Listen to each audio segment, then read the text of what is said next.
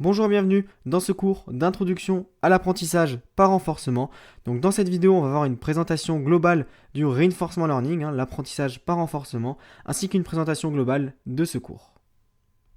Alors tout d'abord, pour pour définir le reinforcement learning, il faut se placer dans un contexte donc, de l'intelligence artificielle, donc on note AI. Donc l'intelligence artificielle, c'est l'ensemble des techniques qui visent à donner un comportement intelligent à des machines. Alors le problème avec cette définition, c'est tout simplement le mot intelligent. Comment est-ce qu'on peut vraiment savoir si un comportement effectué par une machine est vraiment intelligent, Comment, peut-être que le comportement a été appris action par action et qu'il n'est vraiment pas intelligent. Donc cette définition, elle reste très floue. Alors pour pallier à ça, on va définir un sous-ensemble de cette intelligence artificielle, ça va être le machine learning, donc ML, ou en français, donc apprentissage automatique. Donc cet apprentissage automatique, il vise à rendre les machines capables d'apprendre à partir de données. Donc là déjà, on voit que la définition est plus précise. Il y a la notion d'apprentissage, mais qui peut être vérifiée assez facilement, au contraire donc de la notion d'intelligence. Alors donc le ML, c'est vraiment, on donne des données à la machine s'entraîne sur ces données, et ensuite, une fois cet entraînement fini, elle peut réaliser une tâche. Alors la première tâche, le type de tâche qu'on peut retrouver dans le ML, c'est le supervised learning, donc l'apprentissage par supervision, l'apprentissage supervisé. Donc dans ce type de tâche, on va donner à la machine une entrée X et une sortie Y. Donc les données elles vont correspondre donc à des couples X, Y. Donc on va donner à la machine donc beaucoup donc, de couples X, Y. Et le but de la machine, donc l'entraînement de la machine, va consister à apprendre une relation entre X et Y. Et donc une fois que l'entraînement sera terminé, on pourra donner à la machine une entrée X et elle pourra nous dire sa sortie Y. Alors l'exemple le plus parlant pour illustrer ce supervised learning, c'est celui de la classification d'images. Donc on va par exemple donner à une machine énormément d'images de chats par exemple, et avec ces images de chats, donc ça c'est l'entrée X, et donc avec ces images de chats, on va lui donner les labels, donc ce sera des labels de chats, ce sera les sorties. Et donc on va également en plus par exemple lui donner beaucoup d'images de chiens avec comme label Y le label chien.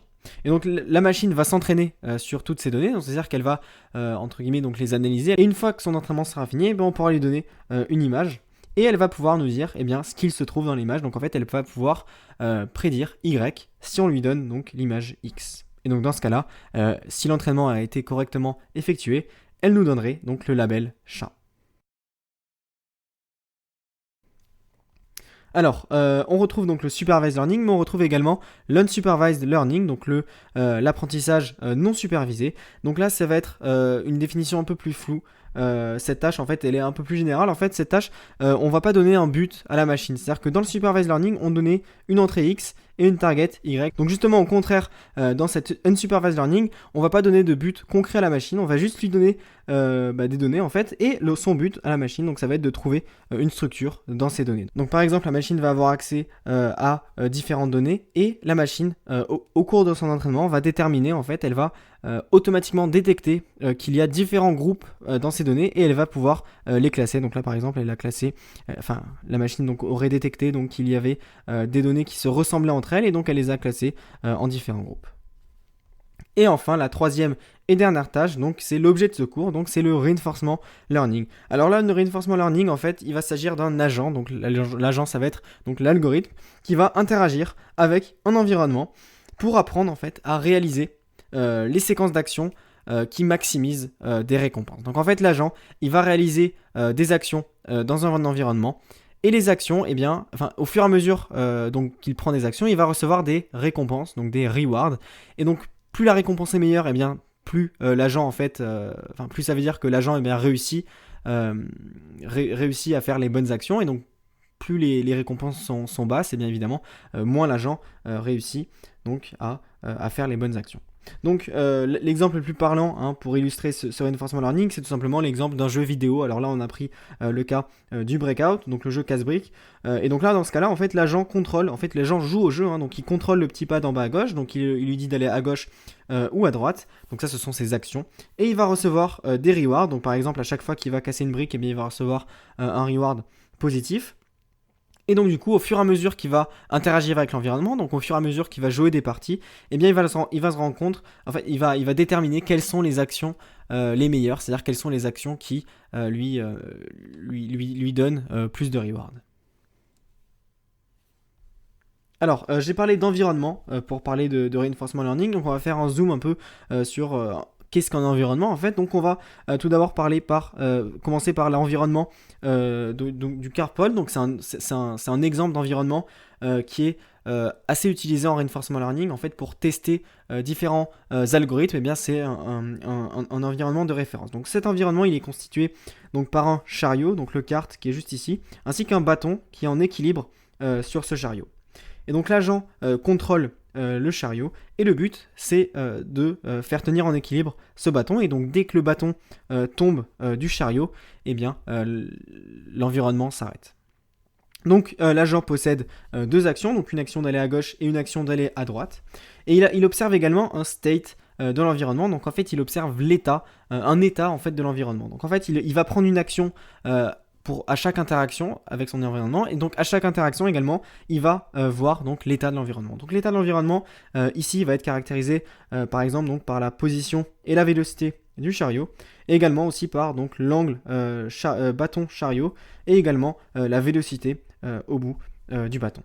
Alors pourquoi est-ce que l'agent a besoin d'un state pour prendre ses actions? Eh bien en fait on peut penser par analogie donc à un jeune conducteur qui apprend à conduire. Eh bien ce jeune conducteur il faut qu'il ait une vision de son environnement, c'est-à-dire qu'il faut qu'il perçoive le piéton sur la gauche pour prendre l'action de freiner. Eh bien là c'est la même chose. L'agent il doit percevoir que le bâton tend à tomber vers la droite pour au contraire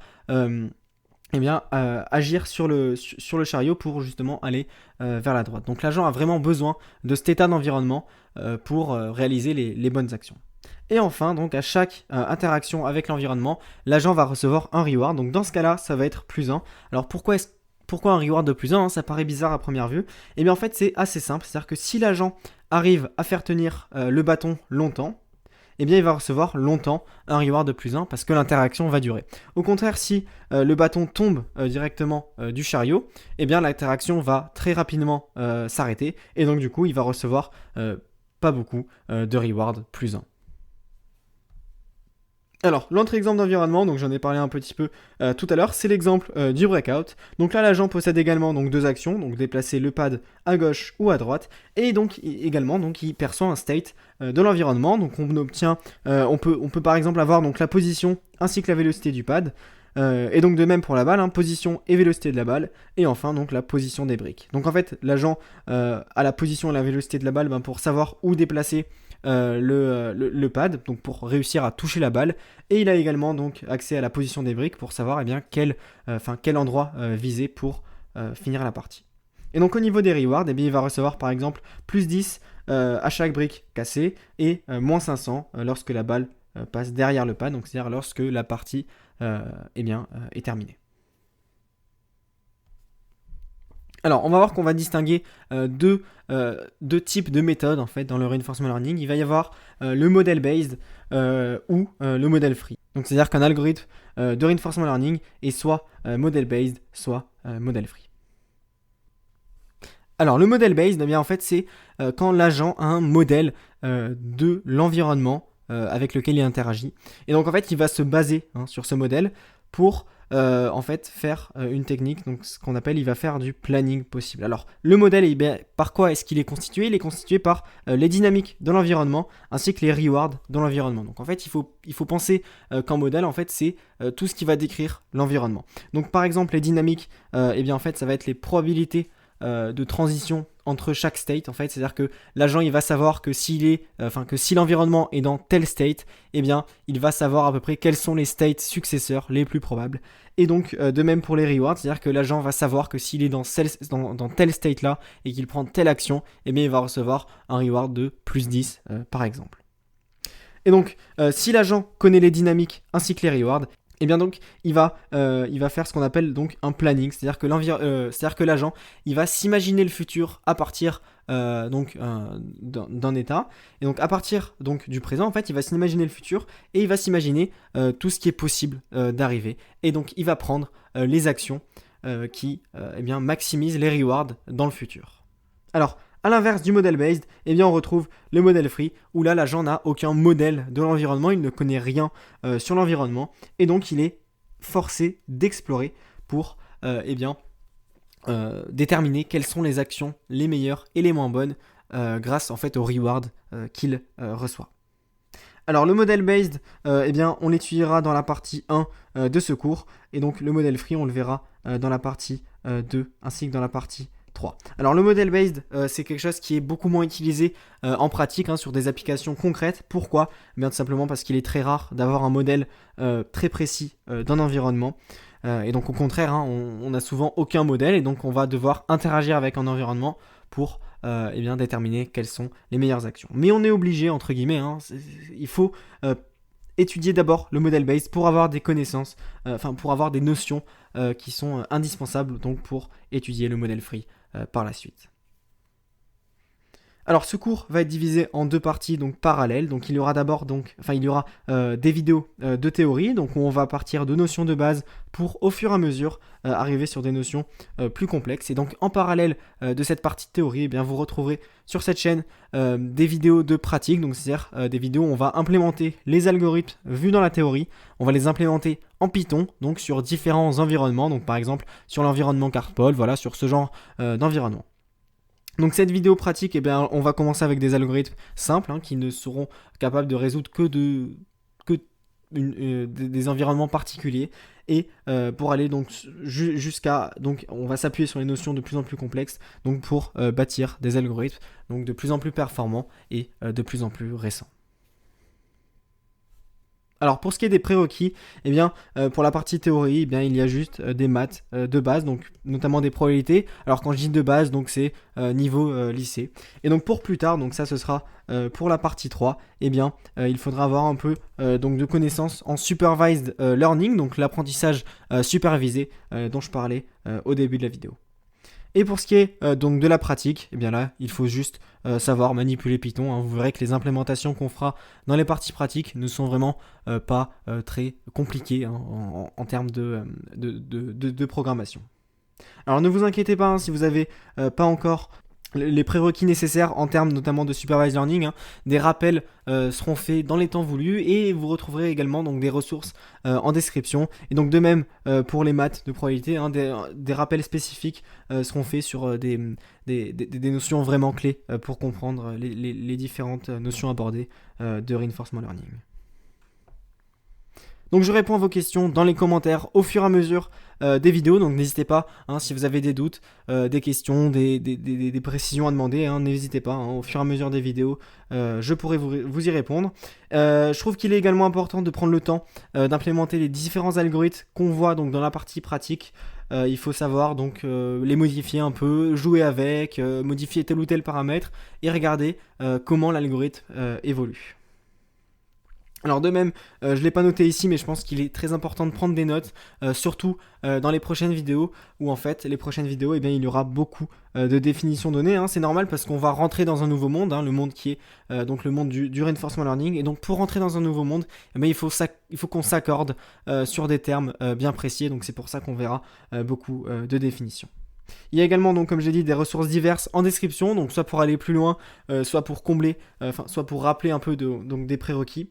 Et enfin, vous avez peut-être remarqué, mais les notions clés sont en anglais. Donc par exemple, j'ai parlé de state pour en réalité parler d'état, ou j'ai parlé de reward pour parler de récompense. Donc ça, c'est parce qu'en fait, si vous cherchez une implémentation un code de reinforcement learning sur Internet, vous verrez qu'il sera dans la totalité des cas en anglais. Et donc c'est pour ça qu'il faut avoir l'habitude, il faut avoir vraiment dans la tête les termes importants de reinforcement learning en anglais pour pouvoir vraiment comprendre beaucoup plus facilement les différentes implémentations que vous pourrez retrouver sur Internet.